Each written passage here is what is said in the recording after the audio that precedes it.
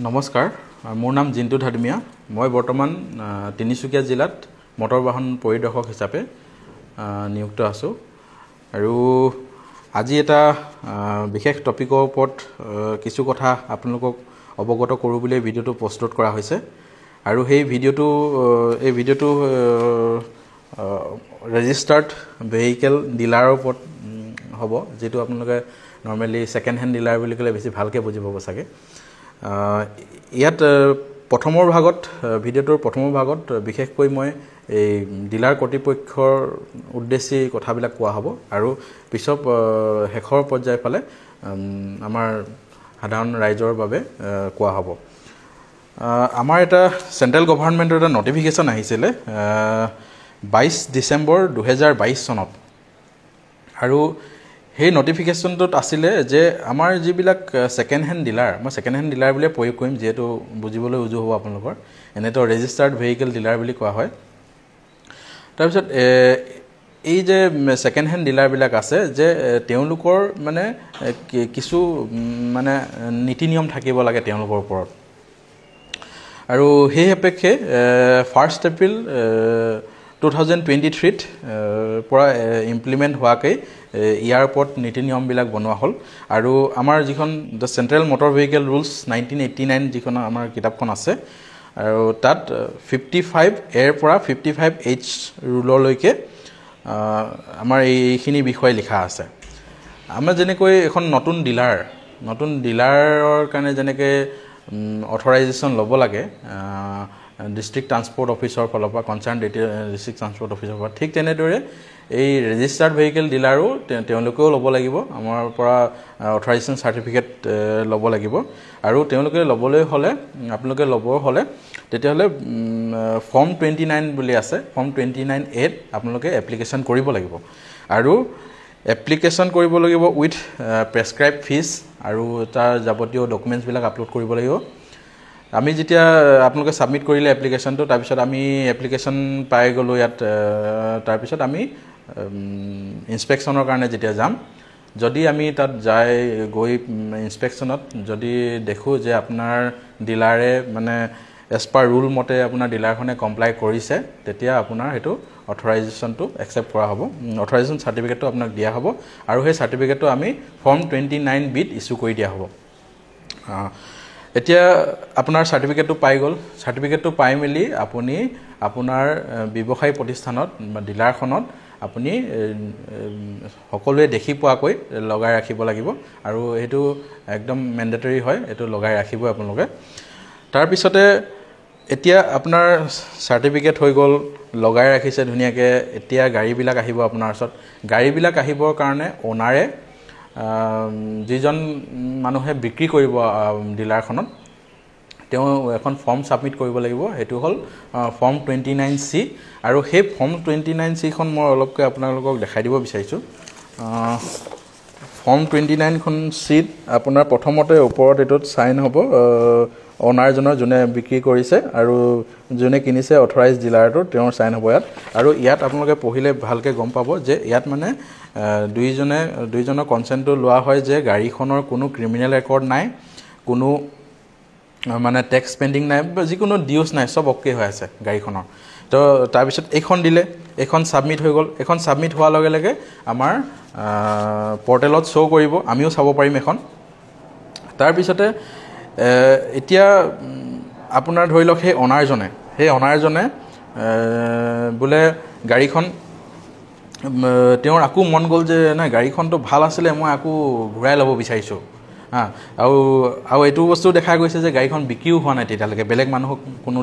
আপোনাৰ ডিলাৰ এন্ডৰ ফালৰ পৰা বিক্ৰী কৰা নাই তো তেওঁ আকু বেক কৰি ল'বৰ কাৰণে ফৰ্ম 29 ডিত আকৌ এপ্লাই কৰিব লাগিব প্ৰথমখন যেনেকে মানে তেওঁ সেল কৰিবৰ কাৰণে লেটাৰখন দিছিলে এতিয়া তেওঁ আকু বেক ল'বলৈ কাৰণে আকু কিনিবলৈ কাৰণে ফৰ্ম 29 ডিত তেওঁ এপ্লাই কৰিব লাগিব এতিয়া হৈ গল এতিয়া আপোনাৰ লগত যিখিনি গাড়ী আহি গল ফৰ্ম 29 সিট পৰ্টেলত আপলোড হৈ গল দ্বিতীয় অফিসো চাব পৰা হৈছে তাৰ পিছত সেই বস্তুখিনি আপোনাৰ ফৰ্ম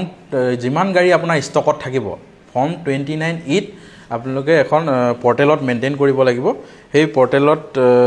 পৰ্টেলত যিখিনি মেইনটেইন কৰিব সেইখিনি আমাৰ দ্বিতীয় অফিচৰ ফালৰ পৰা বা যিকোনো কনচাৰ্ন ইনস্পেক্টিং অথৰিটিয়ে চাব পাৰিব এতিয়া যিখিনি এতিয়া আপোনাৰ লগত যে গাড়ীখিনি দিলে সেই পাৰ্টিকুলাৰ অনাৰজনে ডিলাৰখনক দিলে এতিয়া ডিলাৰখনক দিয়াৰ লগে লগে সেই ডিলাৰখনে মানে ডিম ডনাৰ হৈ যাব as per motor vehicle central motor vehicle ৰুলছৰ মতে আপুনি এজন ডিম ডনাৰে এতিয়া ডিম ডনাৰ দায়িত্ববিলাক কি থাকিব ডিম ডনাৰে দায়িত্ববিলাক হ'ল কিছুমান কাম কৰিব পাৰিব কিছুমান কাম কৰিব নোৱাৰিব আচলতে এতিয়া যেহেতু আপোনাক ডিম ডনাৰ বুলি কোৱা হৈছে বা অনাৰ বুলি গণ্য কৰি লোৱা হৈছে হেতু হিচাপত আপুনি গাড়ীখনৰ মানে যিমান যাৱতীয় যিবিলাক কাম থাকে যেনেকৈ পলিউশনটো আপডেটেড কৰি থৈ দিয়া বা ইনস্যুৰেন্স আপডেটেড কৰি থৈ দিয়া বা ফিটনেস আপডেটেড কৰি থৈ দিয়া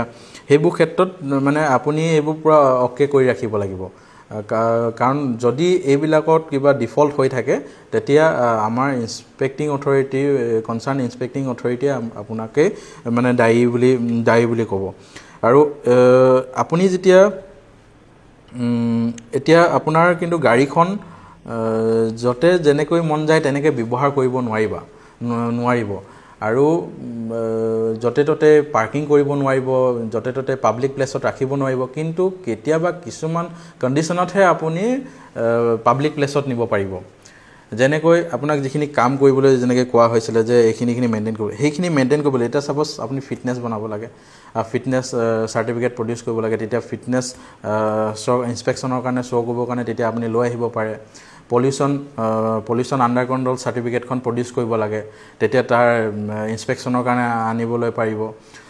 বা তেনেকুৱা বা এটা কোনোবা এটা ট্ৰায়ালত যাব বিচাৰিছে কোনোবা এটা ডেমত যাব বিচাৰিছে তেতিয়া সেইবিলাক ক্ষেত্ৰত নিব পাৰিব আপুনি আৰু এই যে নিব পাৰিব বুলি ক'লো আপুনি যেতিয়া নিয়াৰো বহুত কিটা আৰু বস্তু দুটামান মেইনটেইন কৰিব লাগিব আপুনি গাড়ীখন যেতিয়া লৈ যাব বিচাৰিছে কোনোবা এখন গাড়ী সেই গাড়ীখন কোনে নিছে কোন সেই মানুহজনৰ নাম কি ড্ৰাইভিং লাইসেন্স আৰু কিমান সময়ত নিছে এখন ফৰ্মত আকৌ মেইনটেইন কৰিব লাগে হয় আৰু সেইখনক কয় ট্ৰিপ ৰেজিষ্টাৰ বুলি কয় হেতু ফৰ্ম 29F বুলি কয় এখন সেই ফৰ্ম 29F খন আপুনি মেইনটেইন কৰিব লাগিব আৰু ফৰ্ম 29 খন আপুনি যে তাত মেইনটেইন কৰিছে তাৰ এটা প্ৰিন্ট আউট বা কপি এটা আপুনি যোনজন ড্ৰাইভাৰে লৈ গৈছে সেই ড্ৰাইভাৰজনকো দি পঠাই দিবলৈ এই কপিটো কাৰণ কেতিয়াবা যদি ইনস্পেকচনত আমি ৰাস্তাত যেতিয়া পোৱা যায় তেতিয়া যদি আমি গাড়ীখনৰ বিষয়ে ডিটেইলছ বিচাৰো তেতিয়া তেওঁ দেখাব পাৰিব লাগিব যে এখন আমাৰ ফৰ্ম 29 সিট মানে বেলেগ অনাৰে দি ৰাখিছে আৰু মানে আৰু এইখিনি মই তাত মানে মেইনটেইন কৰি আহিছো ফৰ্মত মেইনটেইন কৰি আহিছো আৰু গাড়ীখনত আমাৰ যেটো কৈছো যে অথৰাইজেশন সাৰ্টিফিকেট নাম্বাৰ যেটো থাকিব আপোনাৰ গাড়ীখনত দেখি পোৱাকৈ ধুনিয়াকে লগাব লাগিব আৰু সেই এনেকুৱাকে লগাব লাগিব যাতে 15 মিটাৰ দূৰত্বৰ পৰাও ধুনিয়াকে মানে দেখি পায় এনেকুৱা ভালকে লগাব লাগিব আৰু যেতিয়া গাড়ীখন ঘূৰি আহি পাবহি পাৰ্টিকুলাৰ কামটো কৰাৰ পিছত তেতিয়া আপোনাৰ মানে মই কৈছিলো যে লিষ্টখনত যোৱা টাইমটো ভৰাব লাগে সেই অহা টাইমটো ভৰোৱা হোৱা নাছিলে সেই আহি কেনে সেই অহাৰ টাইমটো ভৰাব লাগিব এতিয়া সেইখিনিয়ে কথা আছিলে যে নতুনকে এনেকুৱা ডিলাৰ যোনে ব্যৱসায় কৰিম বুলি ভাবিছে তেওঁলোকে এপ্লাই কেনে কৰিব এইটো কথা ক'লো এতিয়া মই সাধাৰণ ৰাইজক উদ্দেশ্য কৰি কিছু কথা ক'ব বিচাৰিছো এতিয়া আমাৰ আগতেটো অফলাইন সিস্টেম আছিলে এতিয়া অনলাইন সিস্টেম সব হৈ গৈছে এতিয়া যদি আমাৰ তিনিচুকীয়া জিলাত অথৰাইজড ৰেজিষ্টাৰ্ড ভেহিকেল ডিলাৰ যদি আছে আমাৰ সিস্টেমত আৰু এইখনে অথৰাইজড হয় যে চাৰিখন আছে শিভম মটৰছ বুলি আছে সেইখন আছে লাইপুলি পানীতুলাত আছে জিন্তু স্কাৰৱৰ এটো বৰগুৰি বাইপাছ চাৰিআলিত আছে বৰগুৰি এজে মটৰছ ৰূপাই সাইডিঙত আছে আৰু পিএমটি মটৰছ আমাৰ এটো এটি ৰোডত আছে নিয়াৰ মাকুম তাত আছে আৰু মই আমাৰ ৰাইজক মই এটো অনুৰোধ কৰিম যে আপোনালোকে যদি সেকেন্ড হ্যান্ড গাড়ী কবাপা কিনিব বিচাৰিছে বা দিব বিচাৰিছে বৰ্তমানলৈকে যেহেতু 4খন উপলব্ধ হয় আমাৰ এখন সিস্টেমত এই 4খনত আপোনালোকে হে দিয়ক বা আপোনাৰ তাৰপা কিনক মই কাৰণটো কেলে কৈছো কাৰণ যেতিয়া এইকেইখন যিহেতু অথৰাইজড হয় এইকেইখনত দিবলৈ হ'লে আপুনি মই যেনেকৈ ক'লোঁ যে ফৰ্ম 29C আপুনি এপ্লাই কৰিব লাগে তাত আপোনাৰো মানে দিয়াজনৰ বিক্ৰেতাজনৰো আৰু কিনোতাজনৰো মানে চাইন থাকিব মানে সেইটো তাৰ ডকুমেণ্ট মানে আপ টু ডেটেড হৈ আছে আৰু যদি আপুনি যদি সাপোজ বিক্ৰী কৰিছে সেই ডিলাৰখনক বিক্ৰী কৰিছে বিক্ৰী কৰিলে আপুনি দি দিলে মানে আপোনাৰ অকে হৈ আছিলে তাৰপিছত তেওঁক দিলে তেওঁ আৰু তেওঁ দি দিয়াৰ লগে লগে মানে সিস্টেমত আপোনাৰ পৰা মানে আপোনাৰ অনাৰশ্বিপ হৈ নাথাকে দায়িত্ববিলাক সব সেই ডিলাৰখনে লৈ ল'লে এতিয়া কিছু ক্ষেত্ৰত দেখা যায় মানে আমাৰ যেহেতু সব যেহেতু এৰিয়াৰ টেক্স আমি কালেকশ্যন কৰিবলৈ কাৰণে যিখিনি টেক্স ডিফল্টাৰ ভেহিকল আছে আমি তেওঁলোকক মানে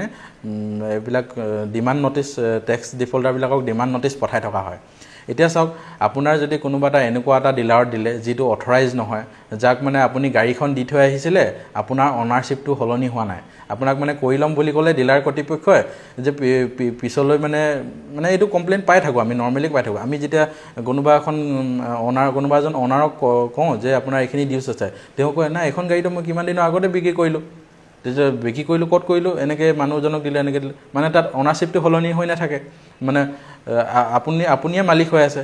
মানে এই সিস্টেমটো যেতিয়া আহিব আপুনি ফৰ্ম 29C দিয়া মানে আপুনি অকে গাড়ী এখনেই দিছে আৰু তেওঁলোকে যেতিয়া সাইন কৰি লয় সিস্টেমত যেতিয়া আপলোড কৰি দিয়ে একবাৰ তেতিয়া মানে আপোনাৰ লগত দায়টো নাথাকে আৰু ঠিক তেনেদৰে যেতিয়া আপুনি কিনিব বিচাৰিছে গাড়ীখন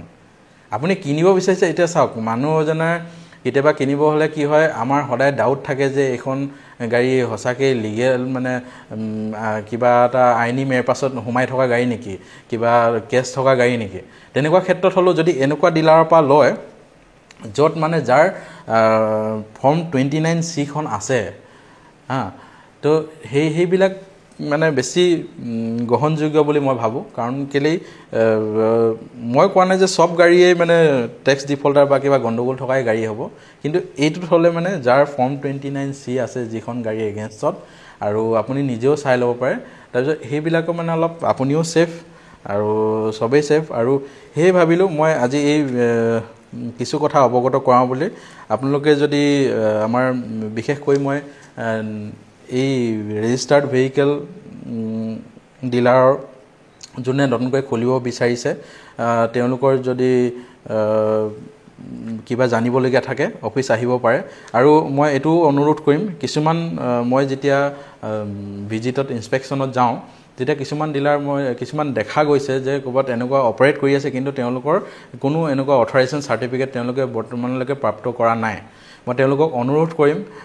যে তেওঁলোকে অথৰাইজেশ্যন চাৰ্টিফিকেটটো ইছ্যু কৰাই লওক আমাৰ পৰা উইথ প্ৰপাৰ ডকুমেণ্টছ আৰু যি মানে ফিজ প্ৰেছক্ৰাইব ফিজ আছে এইবিলাক জমা কৰি মেলি মানে ব্যৱসায় কৰিছে ভালকৈ কৰক আৰু যাতে আপোনালোকো এটা নিজৰ আইডেণ্টিটি থাকে সেয়ে এই কৈ মোৰ আজি ভিডিঅ'টো ইমানতে সমাপ্ত কৰিছোঁ ধন্যবাদ